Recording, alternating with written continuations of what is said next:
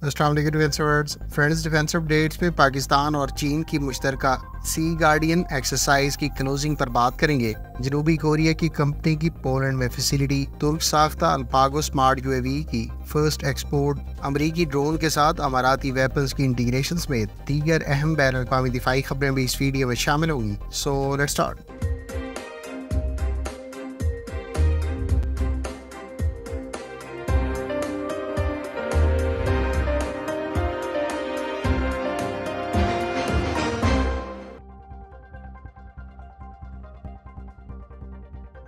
Friends, Pakistan और चीन की नेवीज के दरमियान दो तरफा सी गार्डियन सीरीज की तीसरी एक्सरसाइज बाकायदा कल इख्तिताम पजीर हुई है। इस एक्सरसाइज में चीन की बहरिया की जानिब से टोटल 6 मुख्तलिफ शिप्स ने हिस्सा लिया, जिसमें डिस्ट्रॉयर, फ्रिगेट्स, सबमरीन्स और ऑयल टैंकर के अलावा रेस्क्यू शिप्स शामिल थी। इसके अलावा इस एक्सरसाइज में चाइनीज नेवी के मैरीन्स के दस्ते ने भी हिस्सा लिया। पाक नेवी की जानिब से मुख्तलिफ शिप्स, जिसमें टाइप 54 फ्रिगेट्स और अजमत क्लास फास्ट अटैक क्राफ्ट के अलावा दीगर शिप्स इस एक्सरसाइज में शामिल हुई। दोनों मालिक की नेवीज के दरमियान कंडक्ट की जाने वाली इस तीसरी एक्सरसाइज में चाइनीज नेवी की पहली मर्तबा सबमरीन ने भी बाकायदा हिस्सा लिया। इस एक्सरसाइज में एंटी सरफेस, एंटी एयर और माइन वारफेयर के अलावा दीगर मल्टीपल थ्रेट्स और स्पेशल नोयत के ऑपरेशंस के पहलुओं पर मनूवर्स कंडक्ट की गई। वाज़ेह है कि इस सीरीज की पहली एक्सरसाइज पाकिस्तान, जबकि गुज़श्ता एडिशन को चीन में मुनक्किद किया गया था।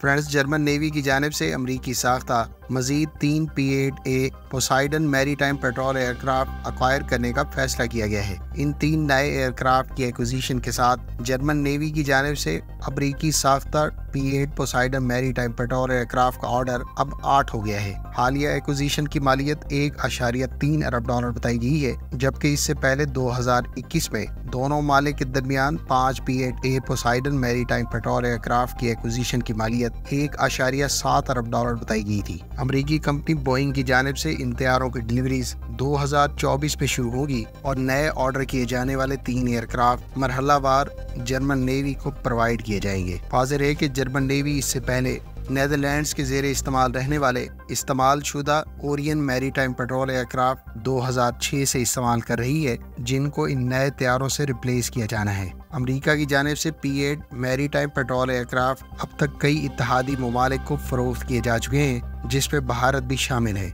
ये maritime petrol aircraft long range पर एंटी सबमरीन के अलावा एंटी सरफेस रोल्स में इस्तेमाल में लाया जा सकता है। फ्रेंड्स, अमरीकी कंपनी बेल की जानिब से उर्दन की एयरफोर्स की जानिब से ऑर्डर किए जाने वाले बेल हेलीकॉप्टर के सिलसिले का पहला हेलीकॉप्टर डिलीवर कर दिया है। बेल 505 ट्रेनिंग हेलीकॉप्टर उर्दन की जानिब से नवंबर 2022 में ऑर्डर किए गए थे, जबकि इस सिलसिले के 5 हेलीकॉप्टर्स में से पहला हेलीकॉप्टर आज डिलीवर कर दिया गया है। बेल 505 हेलीकॉप्टर पर कैडेट्स की ट्रेनिंग के लिए इस्तेमाल किया जाएगा। इससे पहले ये हेलीकॉप्टर यूएई की फ्लाइट एकेडमी और किंगडम ऑफ बहरीन के भी ज़ेरे इस्तेमाल है। ये हेलीकॉप्टर इससे पहले साउथ कोरियन आर्मी और नेवी के भी ज़ेरे इस्तेमाल है। इसके अलावा दीगर कई अफ्रीकी ममालिक, इंडोनेशिया और जापान भी इस हेलीकॉप्टर को इस्तेमाल करते हैं।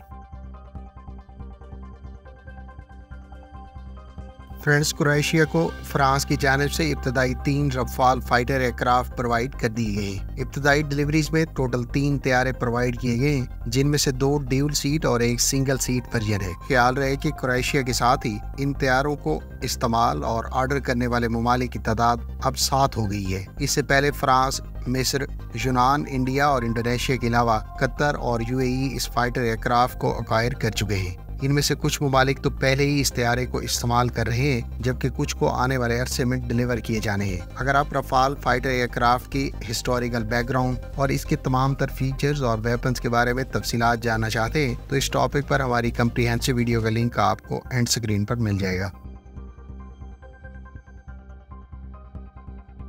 तुर्क कंपनी STM का कहना है कि उसके तैयार करदा अल्पागो UAV सिस्टम को एक अनडिस्क्लोज कंट्री की जानिब से एक्वायर किया गया है। خیال رہے کہ ابھی الپاگو اسمارٹ اسٹرائک UAV سسٹم کو ترک آرمڈ فورسز کی جانب سے ابھی تک انڈکٹ نہیں کیا گیا، تاہم یہ پہلی مرتبہ ہے کہ اس قسم کے ویپن کو کسی فورن کنٹری کی جانب سے ایکوائر کیا گیا ہے۔ اس سے پہلے STM کے تیار کردہ کارگو UAV سسٹم کو 10 مختلف ممالک کو ایکسپورٹ کیا جا چکا ہے، جبکہ الپاگو ایک اسمارٹ UAV سسٹم ہے جس کو عرف عام میں کیمیکازی UAV بھی کہا جاتا ہے۔ اس کی رینج 10 کلومیٹر ہے اور یہ 400 فیٹ کے آلٹیچیوڈ پر پرواز کرنے اور میکسیمم 50 ناٹس کی سپیڈ پر مختلف نوعیت کے اہداف کو نشانہ بنا سکتا ہے۔ اس لوٹنگ منیشن کا ٹوٹل وزن 1.9 کلو گرام ہے اور اس پر موجود نسبتاً لو ویٹ وار ہیڈ کی بدولت لائٹ آرمرڈ وہیکلز اور دیگر اس قسم کے لائٹ ٹارگٹس کو نشانہ بنانے کے لیے استعمال کیا جا سکتا ہے۔ واضح رہے کہ یوکرین جنگ اور اسرائیل اور فلسطین کے درمیان جاری جنگ میں اس قسم کے اسمارٹ منیشن کے استعمال کی افادیت کافی حد تک بڑھ گئی ہے۔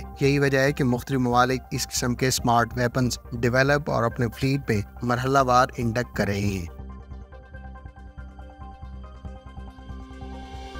Friends, south Korean company Hyundai Rotem کے بارے میں اطلاعات ہیں کہ وہ پولینڈ میں آرمرڈ وہیکلز کی فیسلٹی قائم کرے گی۔ میڈیا رپورٹس کے مطابق ہنڈائی روٹم کی جانب سے next generation valid armoured vehicles کی کلاس کی 8x8 وہیکلز کے حوالے سے آنے والے عرصے میں پولینڈ میں باقاعدہ وہیکل پلانٹ اسٹیبلش کیا جا سکتا ہے۔ ہنڈائی روٹم کی next generation valid armoured vehicle بنیادی طور پر 35 ٹن وزنی ہے اور اس پر 12.7 ملی میٹر یا 7.62 ملی میٹر کی مشین گن کے علاوہ anti tank missile launchers offer کیے جا سکتے ہیں۔ اس وہیکل پر نارتھروپ گرومن کے MK44 بش ماسٹر 230 ملی میٹر کے آٹومیٹک کینن کو بھی آفر کیا جا رہا ہے۔ اس کو کمپنی کی جانب سے انفینٹری فائٹنگ وہیکل بھی قرار دیا جاتا ہے اور یہ 700 ہارس پاور کے ڈیزل انجن کی بدولت ٹروپس کو میدان جنگ میں ڈپلائی کرنے کا کام سر انجام دے سکتی ہے۔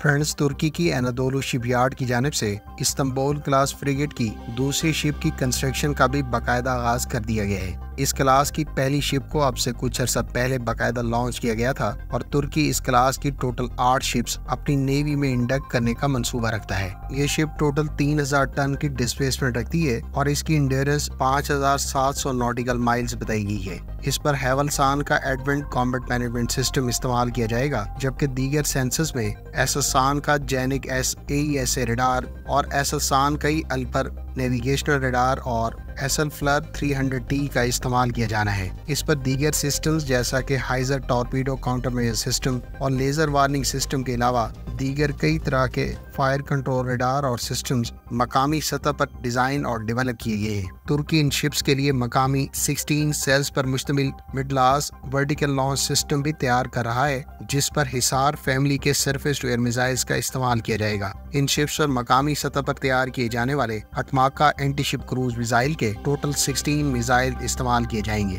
کلوز ان ویپن سسٹمز کے حوالے سے ایسلسان کا گوگ دریز جبکہ 76 ملی میٹر کی سپر ریپڈ گن استعمال کی جانی ہے۔ اس پر ٹوٹل 6 راکٹ سان کے اورکا ٹارپیڈوز استعمال کیے جائیں گے، لہٰذا اس شپ کے لیے مین پروپلشن سسٹم کے علاوہ باقی تمام طرح کے ویپن سسٹمز اور سب سسٹمز مقامی سطح پر تیار کیے گئے ہیں اور انہی کو ان شپس پر استعمال کیا جائے گا۔ فرینڈز، UAE کی ایج گروپ کے بارے میں اطلاعات ہے کہ وہ اپنے مختلف نوعیت کے اسمارٹ ویپنز کو امریکی ساختہ MQ-9B اسکائی گارڈین ڈرون کے ساتھ انٹیگریٹ کرے گی۔